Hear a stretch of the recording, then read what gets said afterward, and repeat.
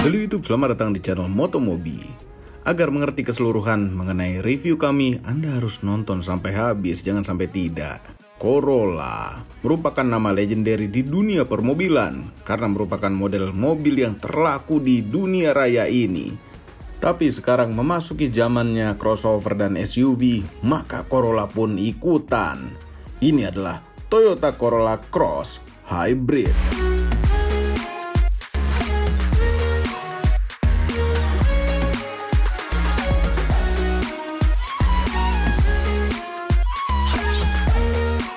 Karena ini adalah generasi pertama dari suatu Corolla yang di-crosskan, maka tidak ada sejarahnya. Corolla Cross ini merupakan crossover yang tercipta gara-gara demand pasar besar di mobil crossover. MPV macam Expander saja di-crossoverkan. Apa saja di-crossoverkan? Heran. Dan yang paling kami heran di segmen ini, Toyota punya Toyota CHR yang mempunyai bentuk lebih bagus menurut kami. Ya, Corolla Cross memang lebih murah. Orang-orang yang tadinya mau beli CHR kemungkinan besar akan lari ke Corolla Cross, termasuk kami.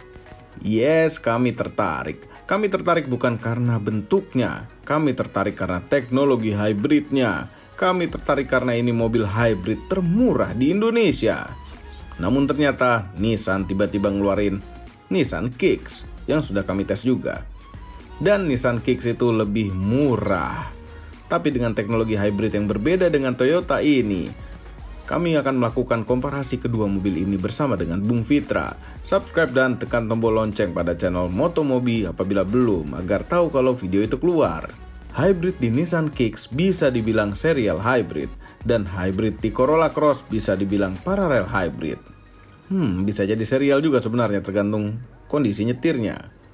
Maka di balik kap mesinnya ada mesinnya dan ada motor listrik berikut dengan barang-barang macam controller motor listriknya. Suatu sistem yang rumit. Namun tidak rumit untuk Toyota karena Toyota ini bisa dibilang brand yang paling jago urusan hybrid. Ini mesin dan keseluruhan sistemnya mirip dengan apa yang terpasang pada Altis Hybrid dan CHR Hybrid. Mesinnya 1800 cc yang bisa bermain kompresi sehingga seakan-akan cc-nya jadi lebih kecil untuk urusan kehematan, dan tenaganya 98 horsepower dengan torsi maksimal 142 Nm. Terdengar lemah. Namun motor listriknya lumayan kuat dengan tenaga 72 horsepower dan torsi maksimalnya 163 Nm. Ingat, motor listrik bisa mencapai torsi maksimal pada RPM 0, menyambung ke transmisi CVT. Yes, memang hybrid Toyota selalu memakai CVT untuk memaksimalkan kehematan dan juga untuk kemudahan pengontrolan power mesin dan motor listrik. Semua energi putar yang dihasilkan tersalurkan ke roda depan, front wheel drive. Dan berhubung kami bukan yang pertama yang ngetes mobil ini, maka kami tidak akan terlalu detail pada video ini. Bagian-bagian yang simpel-simpel saja, seperti eksterior ini. Kami hanya mau bilang itu tampangnya termasuk agresif, seperti mobil boros. Padahal ini irit. Grillnya ini besar, berbentuk macam kumisnya Flanders, itu tetangganya The Simpsons. Karena masalah desain mobil modern zaman now ini, maka ini desain jadi besar grillnya. Padahal butuh lubangnya hanya setengahnya. Grillnya yang bolong itu hanya di bawah logo ini. Atasnya itu tertutup. Ngapain bikin grill besar? Untuk gaya. Karena manusia itu terbukti bahwa grill makin besar makin suka. Karena ini adalah crossover, jadi ada cross-crossnya. Dan ciri khas mobil-mobil yang ada cross-crossnya itu ada plastik tambahan ini, macam over fender, tapi nggak over amat. Ini untuk menambah kegaharan. Nah, ini velgnya ini besar, kelihatan kan besarnya. Ini 18 inch, bannya itu 225 tebal 50. Dan Michelin pula. Primacy 4. Ini ban mahal. Biasanya kalau mobil hybrid dan electric car, kampas remnya itu nggak cepat habis. Jadi ini kampas remnya dapat dipastikan lebih lama umurnya dibanding dengan kampas rem mobil internal combustion biasa. Lampu-lampunya penuh LED karena tentu LED itu hemat energi. Namun ada yang kelewatan dipasang LED, yaitu lampu sen belakangnya. Nah, lampu belakangnya sayang sekali tidak semuanya tuh LED, ada satu bohlam biasa. Mobil ini karena lebih murah dari Toyota CHR, maka tadinya kami pikir ini lebih kecil. Namun kami salah. Panjang total mobil ini adalah 4.460 mm, sementara CHR 4.360 mm.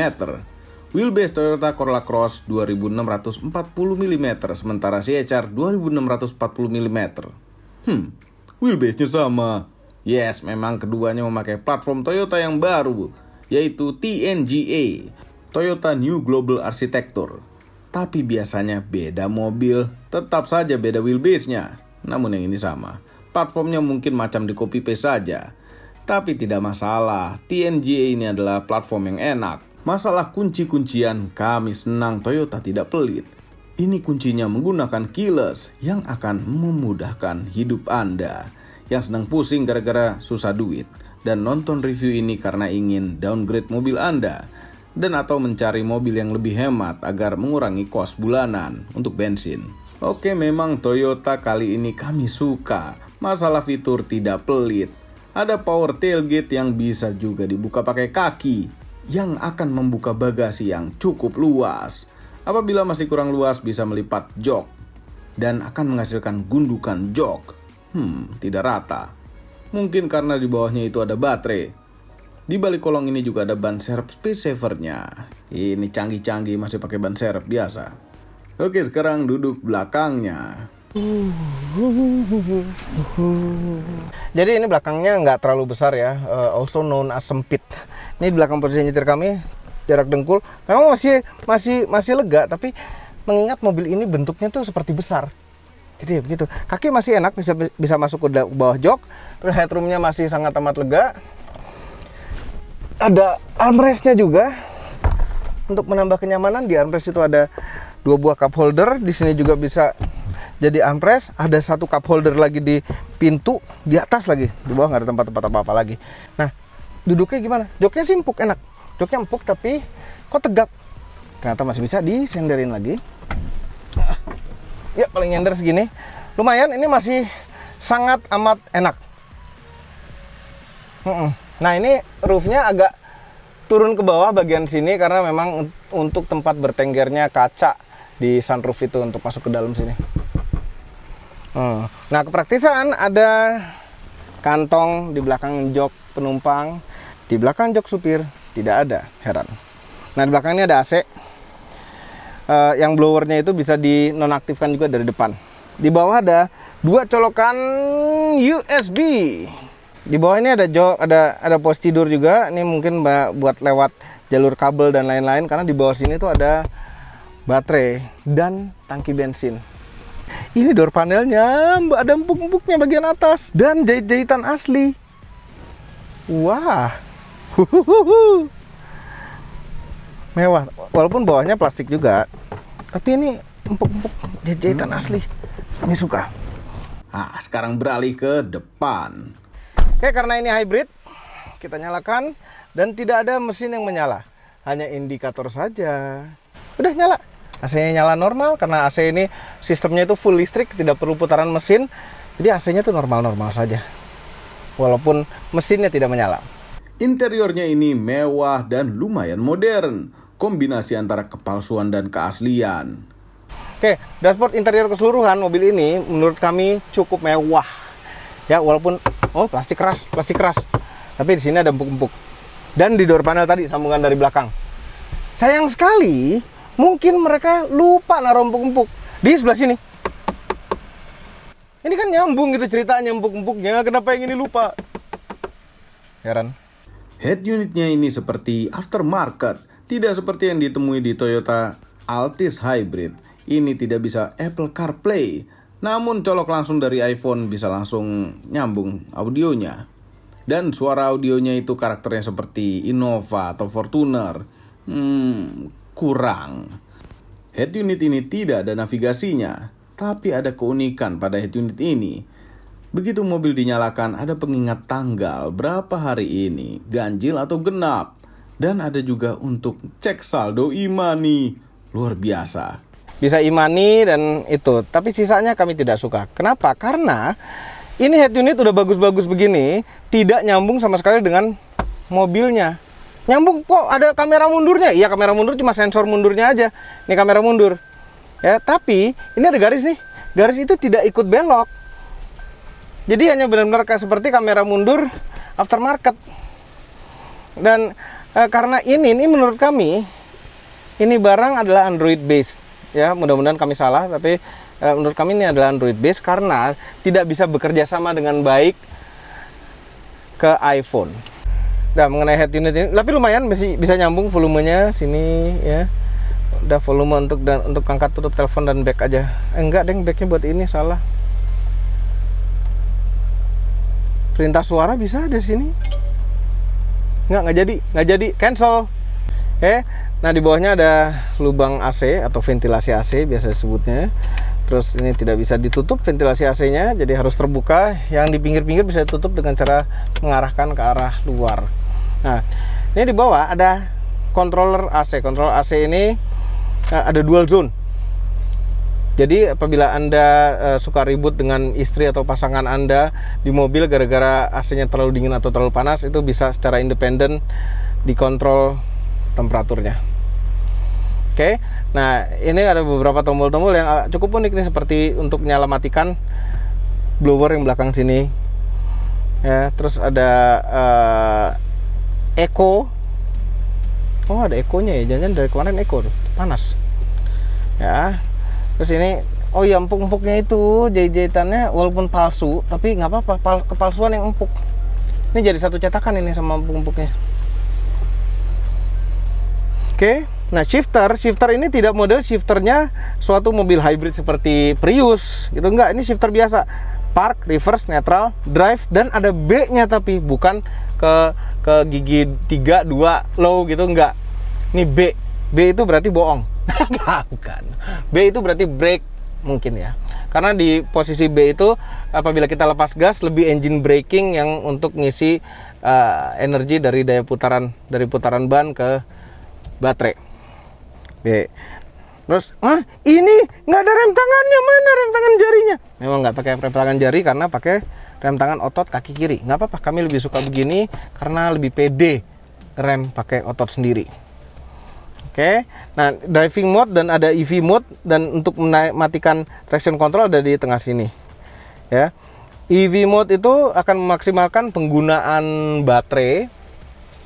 Dan mesin lebih jarang nyala, tapi kalau baterai habis tetap mesin akan nyala sendiri, hilang dari EV mode. Nah, drive mode ini ada beberapa mode berkendara, normal, power, dan eco. Itu ada bedanya sendiri-sendiri dari rasio pedal gas, tenaga yang dipakai nanti kalau di power, dan di eco mode itu lebih jarang nyala mesin, seperti itu.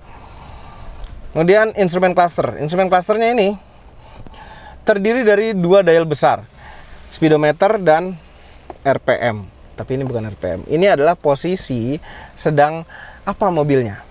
Ya, seperti kalau sedang regenerative braking, kita ngelepas gas dan ngerem-ngerem dikit, itu ke charging. Ya, kalau mesinnya mati pasti ke off. Nah, sekarang kayak lagi idle seperti ini, posisinya antara charging dan ekonomi. Nah, kalau kita hanya bermain, kita nginjek gas itu di sekitaran ekonomi saja, itu pasti akan hemat. Nah, kalau diinjek dalam lagi, itu akan lari ke power, dan itu kenaikannya jarumnya itu seperti naik turunnya RPM. MID ini cukup kecil untuk ukuran mobil yang high tech, yang dikontrol dari jempol kiri. Lumayan lengkap juga, tapi nggak ada berapa persen baterainya, hanya ada grafik-grafik seperti ini. Nah, seperti yang tadi kami bilang, headlampnya itu ada autonya tapi tidak ada off-nya, sayang sekali. Nah, di sini ada switch juga untuk fog lamp depan dan belakang. Di sebelah kiri ada auto wiper dan ada wiper belakangnya. Auto wiper tuh lumayan berfungsi. Untuk kesibukan jempol kanan Anda ada cruise control, dan sayang sekali cruise controlnya tidak seperti yang ada di Altis. Kalau di Altis tuh bisa adaptive cruise control, kalau ini tidak bisa. Nanti kita coba pas jalan. Sebelah kiri untuk urusan MID dan volume head unit. Nah, ada manual leveling headlamp. Terus udah, ini buatnya buka bagasi. Udah. Sayangnya mungkin Toyota itu banyak memangkas fungsi-fungsi sehingga harganya itu bisa berhasil di bawah 500 juta. Dan kami sangat senang sekali bisa berhasil di bawah 500 juta karena ini jadi mobil hybrid, parallel hybrid yang termurah. Karena hybrid ada yang lebih murah lagi tuh, Nissan Kicks. tapi itu serial hybrid, berbeda dengan ini. Dan itu ada perbandingannya, nanti kami membandingkan dengan Bung Fitra, perang hybrid. Nah, gara-gara dipangkas-pangkas, jadi banyak sekali mungkin tombol-tombol kosong ini. Ini kosong nih, ganggu banget ngeliatnya ini. Ini kami pikir sebelah kiri ini bisa dibuka, ternyata enggak. Terus sebelah kanan juga masih banyak tombol-tombol kosong, banyaknya banyak sekali. Luar biasa. Lalu bagaimana dengan kepraktisannya? Kantong itu lumayan lega, bisa naruh 2 botol. Terus ada 2 buah cup holder lagi di tengah sini. Di depan shifter masih ada tempat buat naruh-naruh. Di tengah nih ada armrest yang bisa dimaju mundurkan. Di dalamnya ada konsol lagi. Konsolnya ada 12 volt power outlet isinya. Sayang sekali, satu-satunya USB slot pada mobil ini adalah di head unit yang dari tadi kami ceritakan, yang kami tidak terlalu suka. Dan itu seperti nempel ke Android, nggak berguna lebih gitu, hanya sekedar untuk ngecharge. Lacinya lumayan lega, luar biasa. Ada vanity mirror di kedua sisi. Ini lampu-lampu, walaupun ini mobil high tech, masih memakai bolam biasa. Ini juga spion tengah, normal-normal saja, biasa saja.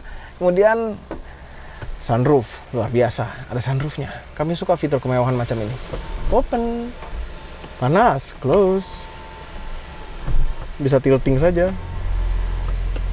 Nah, mesin nyala lagi. Tapi pada saat idle ini mau nyala mau mati terserah dia, karena bukan urusan kita yang mikirin, ini dia yang mikirin urusan mesin nyala mati.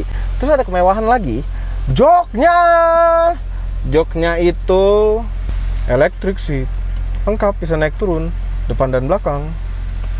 Ya, hanya kurang lumbar support nih, masih ada tempatnya tapi nggak bisa dipencet-pencet. Tapi elektrik, luar biasa. Sayang sekali yang sebelah kiri tidak bagian jok electric seat, nggak apa-apa.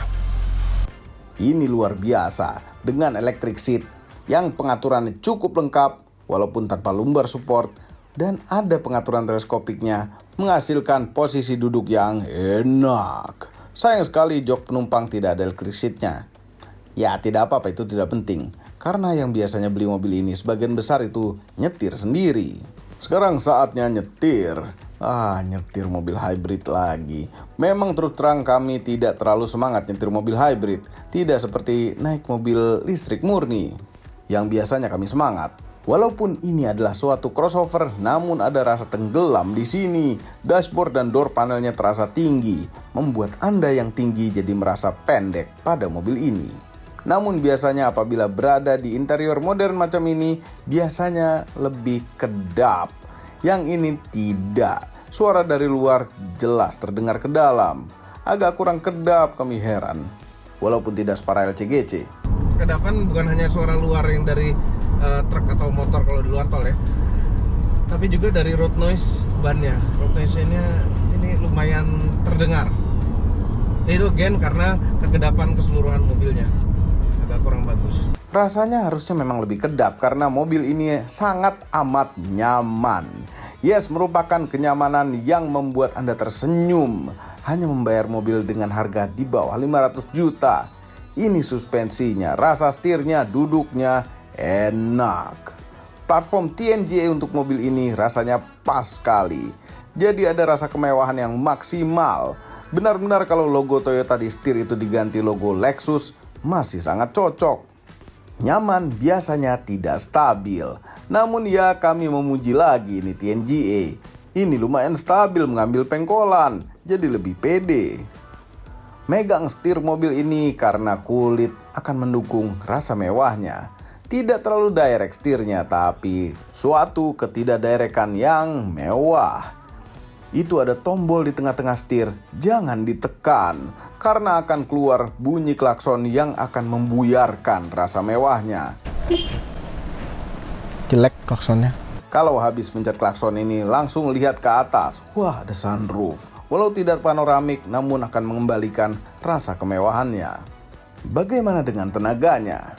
Untuk ngetes tenaganya kami naik tol dan nyetir agak jauh. Bagaimana dengan larinya? Larinya ini gaspol.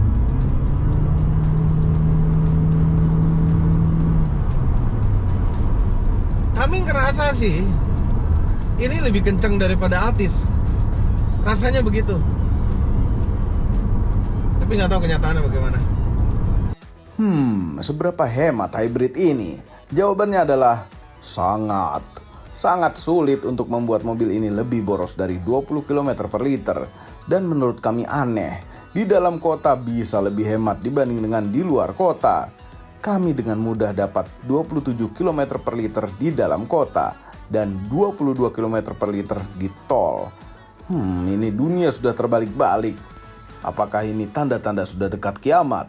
Banyak sekali keunggulan-keunggulan dalam bentuk kemewahan pada mobil ini, tapi ada beberapa kelemahan juga yang berbentuk opsional yang tidak diberikan untuk Indonesia. Seperti ini, head unitnya macam aftermarket, tidak ada colokan USB selain di head unit itu. Fitur-fitur safety hanya dapat ABS EBD dan stability control. Rem parkir masih otot, walaupun kami tidak masalah dengan itu. Tapi itu menyebabkan harganya bisa di bawah 500 juta. Tepatnya 497.800.000 rupiah. Itu harganya hanya beda sedikit dengan Innova Venturer.